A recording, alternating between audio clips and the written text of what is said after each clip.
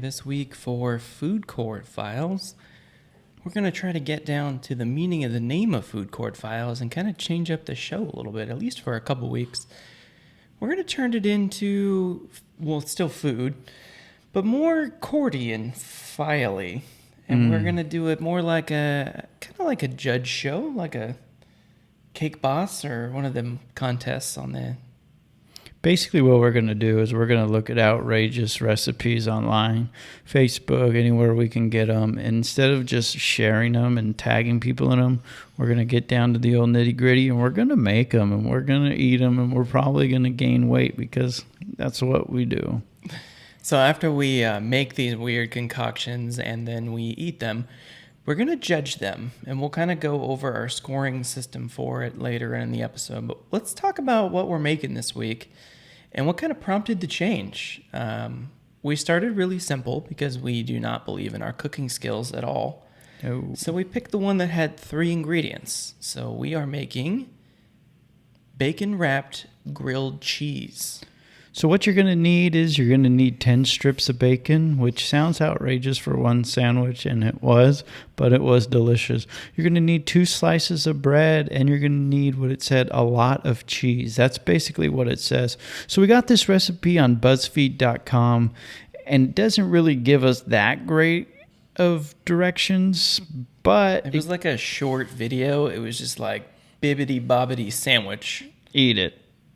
Okay. So we took the very vague directions. So we did our best. I think there's some things that will change, which we'll talk about while we're doing it. But let's talk about how we put this thing together. How do you make 10 strips of bacon, bread, and a cheese turn into a gourmet perfection? So before we get going to, we'll say what ingredients we use. Those are the 3 ingredients, but there's obviously different varieties of what you could use. And we'll talk kind of about what we did use and what we would change in the future. So we used 10 strips of bacon. It was a little bit thicker of bacon. It was Applewood bacon. We used like uncured, kind of like fancy bacon. Yeah, it was. When we put it down, we had to put our pinky out when we had it. The bread we used was 2 pieces of white bread. It was like oat brand. That Artisan. Right. Something like that. Some sort of healthy bread. And then for it wasn't that healthy. No. Whatever we had in the fridge. And then for the cheese, we went with the old, I think it was mild cheddar. Yeah, we took a block of cheese. A whole block of cheese. And we cut the block of cheese into small slices. And then we used the entire block except for a couple ones that we used for a photo op. So those are the ingredients we used. We'll be showing pictures during this video and up on our website of what we did and how we did it. But let's kind of just break down this process that we used to make this sandwich.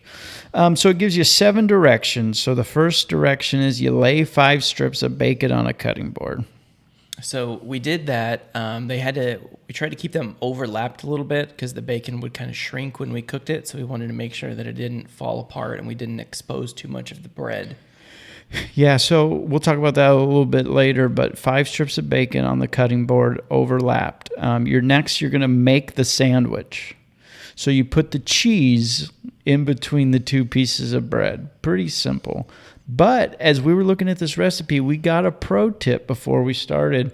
We made sure we toasted the bread before we started this process because we were worried that the bacon grease was going to make the untoasted bread a little bit too soggy in the middle. Right, so we figured if we toasted it, it would avoid soaking it up like immediately and at least hold its form a little bit longer and still be a sandwich. Eventually it's going to be overwhelmed with 10 pieces of bacon worth of bacon grease, but we figured it would at least hold its course, and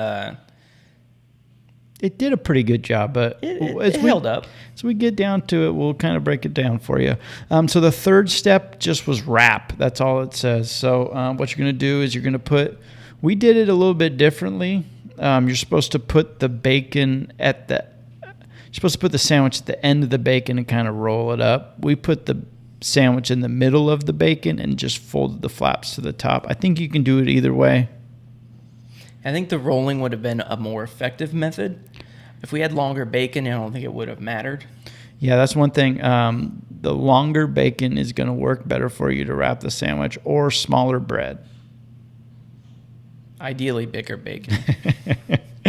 All right, so then your next thing is you're gonna lay down another 5 strips of bacon, and you're gonna wrap it up to almost like kind of like a cross. So the 5 are gonna be perpendicular to the other 5 that you already put up there, and your sandwich should be basically completely covered. Something that we ran into is the corners were exposed. So if we were gonna do it again, we would do 12 to 13 pieces of bacon.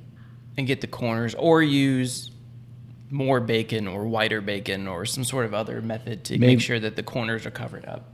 Maybe not overlap as much, but we were just, again, our first time doing it. So yeah, you're going to have, so at this point you have a sandwich full of the whole block of cheese the way we did it, and you have anywhere from 10 to 13 pieces of bacon wrapped up on it. Right. So after we get this concoction together, we got to get our fry pan. We need a pretty big one with a high lip because we have 10 pieces of bacon worth of bacon grease that's going to start filling up the fry pan while we're cooking it. Make sure that you heat it up beforehand so that it just goes right into frying the bacon. Yeah, and you want to make sure that it's at a medium heat. You don't want to do it too hot. Otherwise, the bacon will burn before it gets cooked all the way through. So just keep it at a medium heat. What you're going to want to do here is you're going to put the sandwich on 5 to 7 minutes per side. We did like 6:30 when we did it. We probably should have done it a touch longer. Our bacon was kind of thick.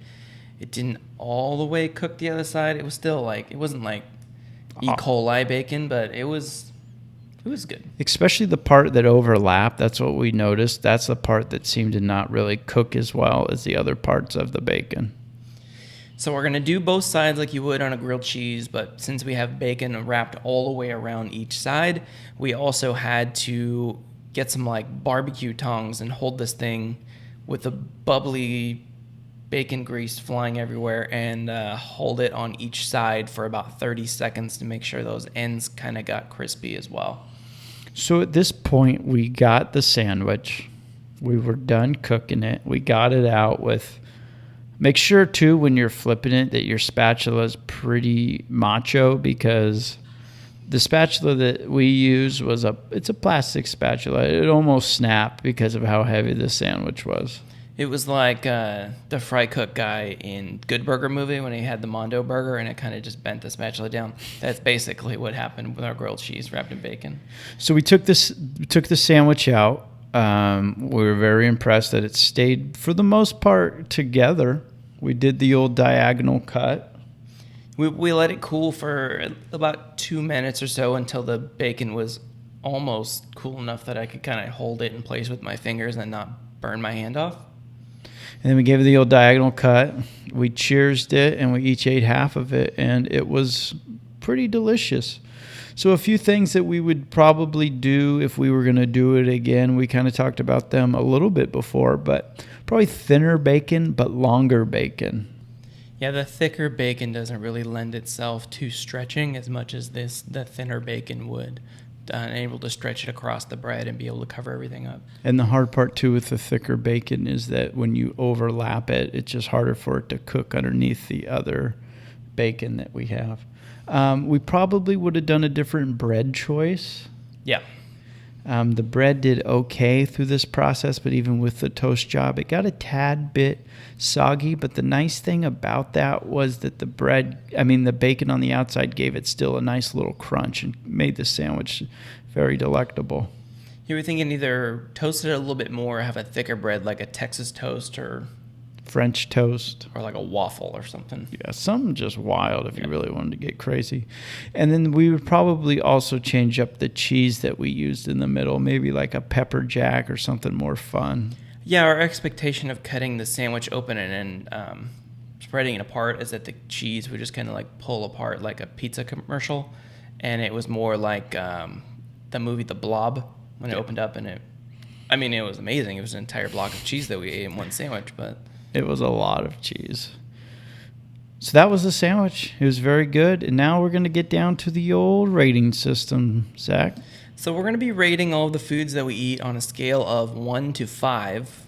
We're going to rate them in a number of Spivey specials. And I was actually thinking this week, what if we did the number of parts of watermelon vodka? in our Spivey special. Each of the numbers. You're just doing a Is lot that of too math. much? That's a lot Is of that too math. much math? Yeah, let's just stick with Spivey specials. Okay, we can do that. I know you're not good at math. 5's tough. Too many. All right, I think I'm going to go first. So I'm going to rate this based on the directions, the overall product, and the ease of actually making it. We're going to go 3.5 out of 5. Now, it was pretty easy to make.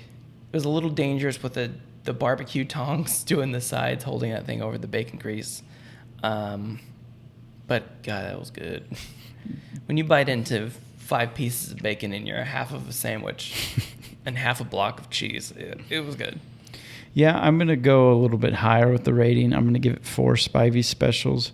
I think that, again, the ease of making it, only having 3 ingredients and only having to clean 1 pan when you're done and 1 cutting board. Well, 2, I guess, because we had the cheese on 1. But anyways, 2 cutting boards and a pan. That's pretty good cleaning up. So I'm going to give it 4. The taste was really good. The bacon gave it a nice crunch. The sandwich in general stayed together. So you could pick it up and eat it. It wasn't like, a crazy hot dog, chili dog or something where you have to eat it with a knife and a fork. You could pick it up. It stayed together. Right. It also looked just like the video when we cooked it and when we cut into it. Other than the stretchiness of the cheese, it was basically right on. Yeah, we'll put up a picture of side by side of what they said it should look like and what ours looked like. I thought ours looked better. Now, if we were on Nailed It, we would have done all right. Not bad. Yeah, not bad. All right, well, I think that's all we got. That was a fun first recipe. If you find any weird recipes on Facebook or Instagram or whatever, tag us in it at Spivey Special, and maybe we'll make it. Maybe we'll review it, and you'll find out if it's actually worth eating.